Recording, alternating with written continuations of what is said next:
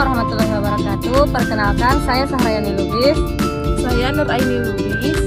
Kami akan membuat materi tentang evolusi tumbuhan rendah ke tumbuhan tinggi. Selamat menyaksikan. Periode evolusi tumbuhan. Berdasarkan catatan fosil yang ada, sejarah adaptasi daratan oleh tumbuhan terdapat 4 periode. Periode tersebut merupakan radiasi adaptif yang sering mengikuti evolusi struktur bagi peluang kehidupan di darat.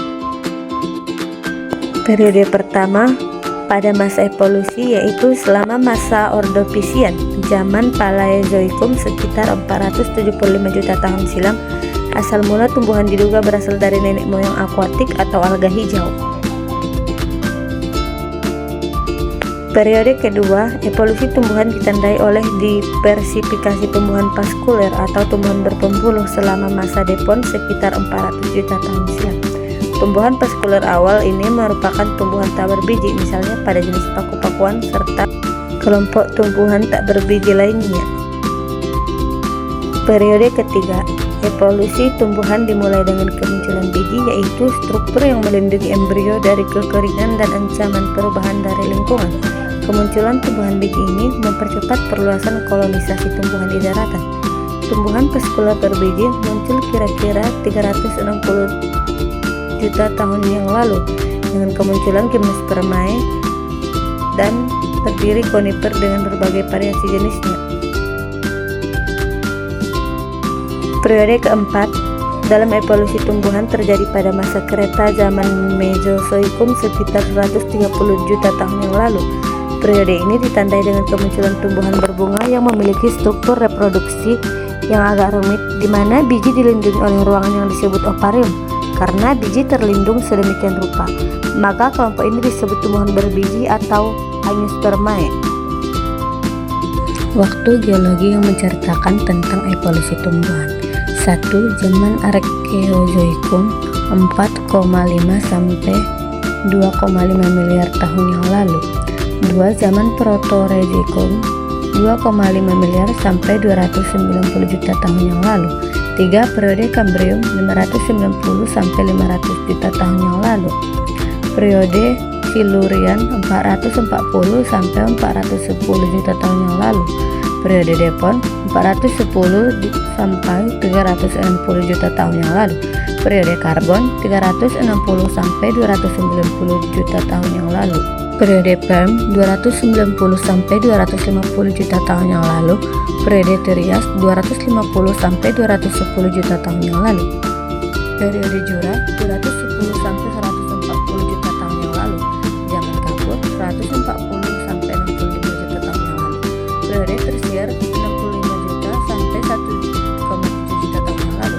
Periode Kuarter 1,7 juta tahun yang lalu sampai sekarang.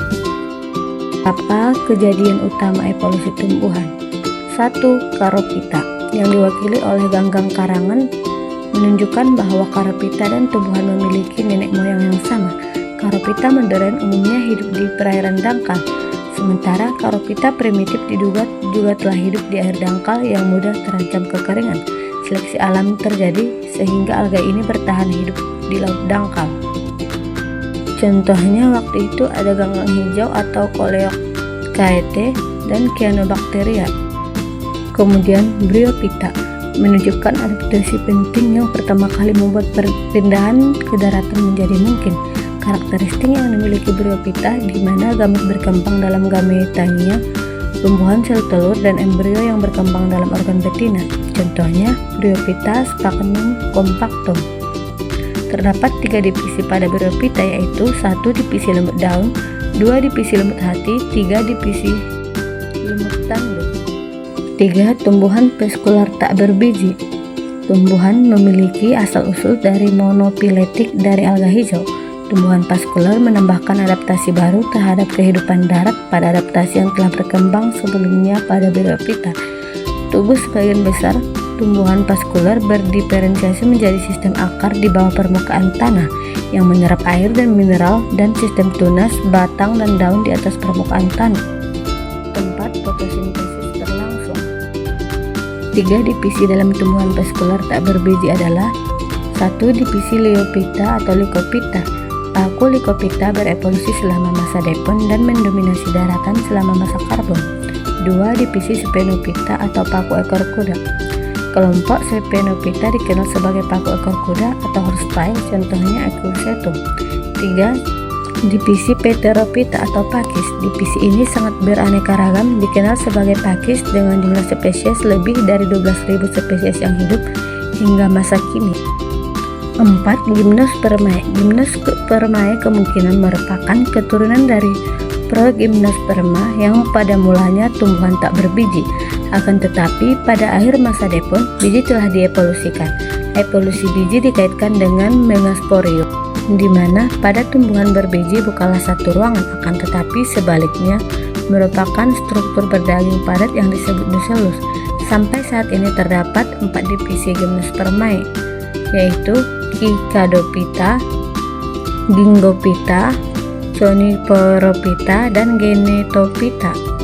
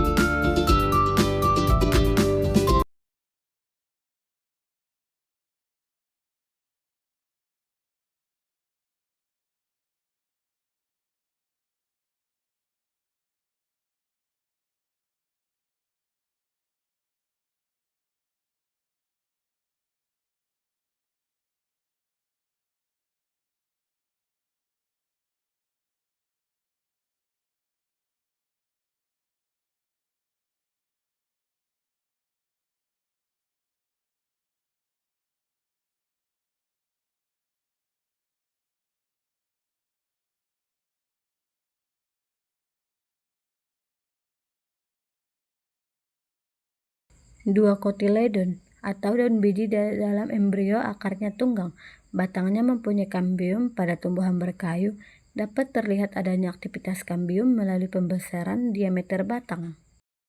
Selama masa evolusi Angiospermae, xilem merupakan bagian yang lebih terspesialisasi. Xilem diduga berkembang dari sel-sel trakeid yang pada Gymnospermae berperan menghantarkan air. Selain spesialisasi xilem, faktor terbesar perkembangan Angiospermae adalah evolusi bunga. Bunga memiliki tingkat efisiensi reproduksi sangat tinggi pada tumbuhan. Bunga adalah tunas yang mempat dengan 4 lingkaran daun yang termodifikasi menjadi kelopak, mahkota, benang sari, dan putik.